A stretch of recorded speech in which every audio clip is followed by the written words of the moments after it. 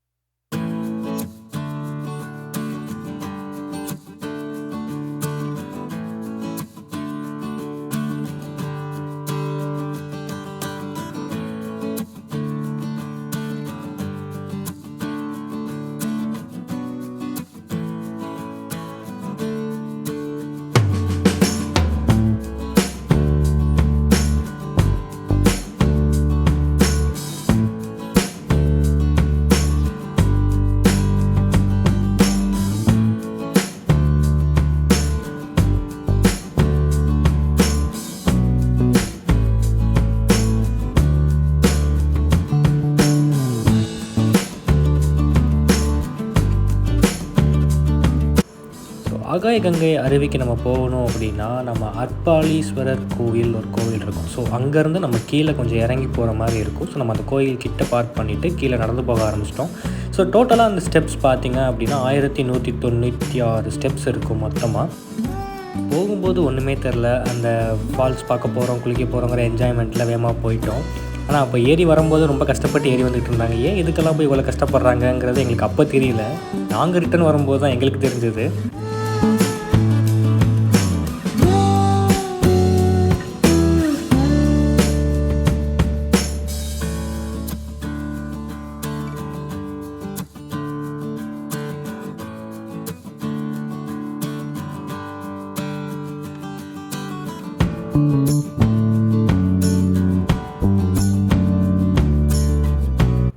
ஆகாய கங்கைக்கு தண்ணி எந்த ரிவர் வழியாக வருது பார்த்திங்க அப்படின்னா ஐயாறுங்கிற ரிவர் கிராஸ் ஆகும்போது தான் இந்த ஆகாய கங்கை அருவி இருக்குது. ஸோ இதோட அடி பார்த்திங்க அப்படின்னா மொத்தமாக 300 அடி.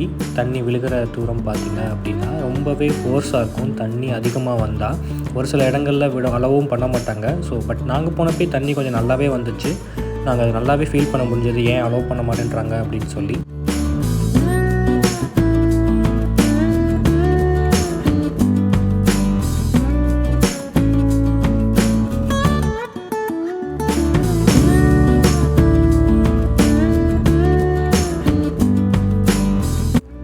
அருவியில் நல்லா குளிச்சுட்டு ஒரு முக்தி நிலையை அடைஞ்சிட்டு தான் நம்ம அங்கேருந்து கிளம்புனோம்.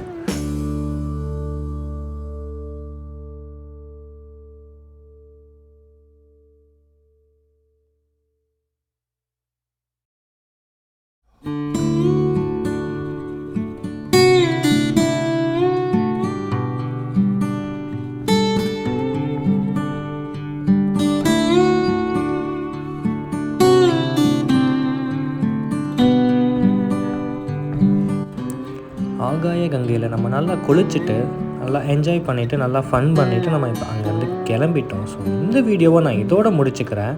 அடுத்த வீலாகில் உங்களை சந்திக்கும் வரை உங்களிடமிருந்து விடைபெறுவது உங்கள் நான். நன்றி, வணக்கம், டாட்டா, பை பை, see you.